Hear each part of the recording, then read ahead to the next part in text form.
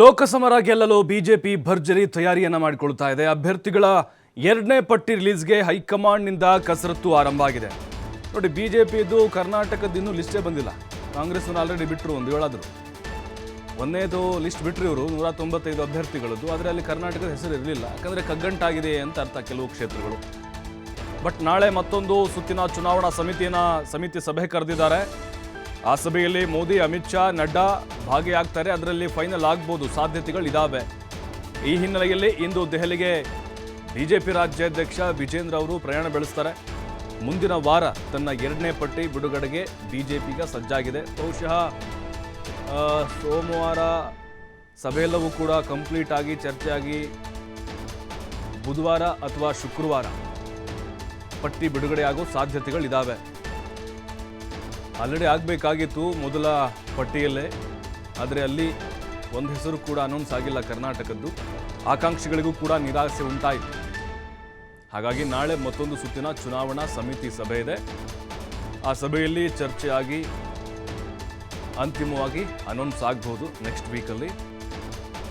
ಇಲ್ಲೂ ಕೂಡ ಆಕಾಂಕ್ಷಿಗಳಿದ್ದಾರೆ. ಕೆಲವೊಂದಿಷ್ಟು ಕ್ಷೇತ್ರಗಳಲ್ಲಿ ಅವ್ರಿಗೆ ಗೊಂದಲ ಮುಂದುವರೆದಿದೆ. ಈಗ 28 ಕ್ಷೇತ್ರಗಳು ಅಂತಂದರೆ 2 ಹಂತದಲ್ಲಿ ಇವರು ಟಿಕೆಟನ್ನು ಅನೌನ್ಸ್ ಮಾಡ್ಬೋದು. 14 ಮಾಡ್ಬೋದು, ಅಥವಾ ಒಂದರಲ್ಲಿ 10, ಇನ್ನೊಂದರಲ್ಲಿ 18 ಅನೌನ್ಸ್ ಮಾಡೋ ಸಾಧ್ಯತೆಗಳಿದ್ದಾವೆ. ವಿಜೇಂದ್ರ ದೆಹಲಿಗೆ ತೆರಳ್ತಾರೆ. ಈಗಾಗಲೇ ಸಂಭಾವ್ಯ ಅಭ್ಯರ್ಥಿಗಳ ಪಟ್ಟಿಯನ್ನು ಕೂಡ ಹೈಕಮಾಂಡ್ ಮುಂದೆ ಇಡಲಾಗಿದೆ. ಸ್ಕ್ರೀನಿಂಗ್ ಆಗಬೇಕು. ಸ್ಕ್ರೀನಿಂಗ್ ಆಗಿ ಮತ್ತು ಚುನಾವಣಾ ಸಮಿತಿ ಸಭೆ ಆಗಿ ಅದಾದ ಮೇಲೆ ಅದಕ್ಕೆ ಅಂಕಿತವನ್ನು ಹಾಕಬೇಕು. ಅದು ಕೂಡ ಅಷ್ಟೇ, ದೆಹಲಿಯಿಂದ ಮತ್ತೆ ಪ್ರೆಸ್ ಮೀಟ್ ಮಾಡಿ ಅಲ್ಲಿಂದ ಅನೌನ್ಸ್ ಮಾಡಲಾಗುತ್ತೆ. ಈಗ ನೋಡಿ, ಎರಡೂ ಪಕ್ಷಗಳು ಕೂಡ ಅಷ್ಟೇ, ಪ್ರೈವೇಟಾಗಿ ಕರ್ನಾಟಕದ ಬೇರೆ, ಆಂಧ್ರ ಬೇರೆ ಬೇರೆ ರಾಜ್ಯಗಳು ಸಪ್ರೇಟ್ ಪಟ್ಟಿ ಬಿಡ್ತಾ ಇಲ್ಲ. ಓವರ್ ಆಲ್ ಇಂಡಿಯಾದೇ ಬಿಡ್ತಾ ಇದ್ದಾರೆ. ಹಾಗಾಗಿನೇ ಈಗ ಆ ರಾಜ್ಯಗಳದ್ದು ಕೂಡ ಅಲ್ಲಿ ಫೈನಲ್ ಆಗಬೇಕಲ್ವಾ, ಹಾಗಾಗಿ ವಿಳಂಬ ಆಗ್ತಿರ್ಬೋದು. ಆಮೇಲೆ ಇಲ್ಲಿ ಮೈತ್ರಿದೇ ಇನ್ನೂ ಕನ್ಫರ್ಮ್ ಆಗಿಲ್ವಲ್ಲ. JDSಗೆ ಎಷ್ಟು ಸೀಟ್ ಕೊಡ್ತೀವಿ, ಅವ್ರು ಎಲ್ಲೆಲ್ಲಿ ಕಂಟೆಸ್ಟ್ ಮಾಡ್ತಾರೆ, ಅದು ಇನ್ನೂ ಕುಮಾರಸ್ವಾಮಿ ಅವರು ಸೋಮವಾರ ಡೆಲ್ಲಿಗೆ ಹೋಗ್ಬೇಕು, ಚರ್ಚೆ ಮಾಡಬೇಕು. ಹಾಗಾಗಿನೇ ಇದು ವಿಳಂಬ ಆಗ್ತಾ ಇದೆ. ಇಲ್ಲದಿದ್ದರೆ ಮೊದಲ ಪಟ್ಟಿಯಲ್ಲೇ ಅನೌನ್ಸ್ ಆಗಿಬಿಡೋದು ಹೆಸರುಗಳು ಬಿಜೆಪಿಯದು. ಅಟ್ಲೀಸ್ಟ್ ಒಂದು 8ರಿಂದ 10 ಆದರೂ ಕೂಡ ಆಗ್ಬೋದಾಗಿತ್ತು. ಆದರೆ ಈಗ ಕೆಲವು ಕ್ಷೇತ್ರಗಳಿಗೆ ತಲೆಬಿಸಿ ಆಗ್ತಾ ಇದೆ ಬಿಜೆಪಿ ನಾಯಕರಿಗೆ. ಬಟ್ ಈಗ ನಾಳೆ ನಡೆಯುವಂತಹ ಸಭೆ ಬಹಳ ಮಹತ್ವದ್ದಿದು ಕರ್ನಾಟಕದ ಪಾಲಿಗೆ. ಇನ್ನು ಟಿಕೆಟ್ ಆಕಾಂಕ್ಷಿಗಳಿದ್ರು ನೋಡ್ತಾ ಇದ್ದಾರೆ, ಯಾವಾಗುತ್ತೆ ನಮ್ಮ ಹೆಸರು ಅನೌನ್ಸ್ ಅಂತ ಹೇಳಿ. ಹಲವು ಬದಲಾವಣೆಗಳನ್ನು ಮಾಡಬಹುದು ಬಿಜೆಪಿ ಈ ಬಾರಿ. ಹಳಬರಿಗೆ 70 ವರ್ಷ ದಾಟಿದವರಿಗೆ ಕೋಕ್ ಕೊಡೋ ಸಾಧ್ಯತೆಗಳಿದ್ದಾವೆ. ಅದರ ಜೊತೆಗೆ 10ರಿಂದ 12 ಕ್ಷೇತ್ರಗಳಲ್ಲಿ ಸ್ವಲ್ಪ ಬದಲಾವಣೆಗಳನ್ನು ಮಾಡಬಹುದು, ಆ ಸಾಧ್ಯತೆಗಳಿದ್ದಾವೆ.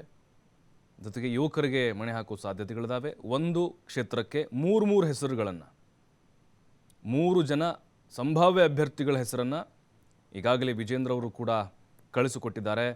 ಅಮಿತ್ ಶಾ ಅವರು ಕೂಡ ತಮ್ಮದೇ ಆದಂಥ ಸರ್ವೆಗಳನ್ನು ಮಾಡಿಸಿದ್ದಾರೆ. ಇದೆಲ್ಲವನ್ನು ಪರಿಗಣಿಸಿ ಸಹಜವಾಗಿ ಜಾತಿ ಲೆಕ್ಕಾಚಾರ ಅಂತೂ ಬಿಜೆಪಿಯವರು ಹಾಕಿರ್ತಾರೆ.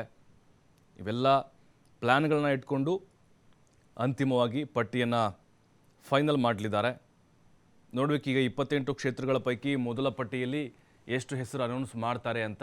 ಗೊಂದಲಗಳಿಲ್ಲದ ಹಾಲಿ ಸಂಸದರಿರುವಂತಹ ಕ್ಷೇತ್ರಗಳಿಗೆ ಹೆಸರನ್ನು ಅನೌನ್ಸ್ ಮಾಡಬಹುದು.